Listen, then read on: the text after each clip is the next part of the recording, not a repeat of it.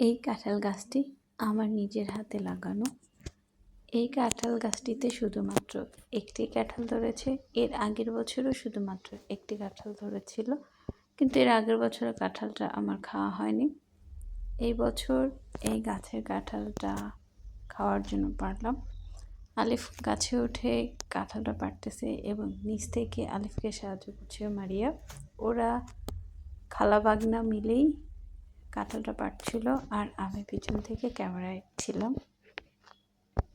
এই গাছের কাঁঠালটি মিষ্টি খুবই ভালো এবং কাঁঠালটি একদম গলা কাঁঠাল না, কিছুটা খাজা কাঁঠালের মতো, আবার একদম শক্ত খাজা কাঁঠাল না, অনেকটা রসালো।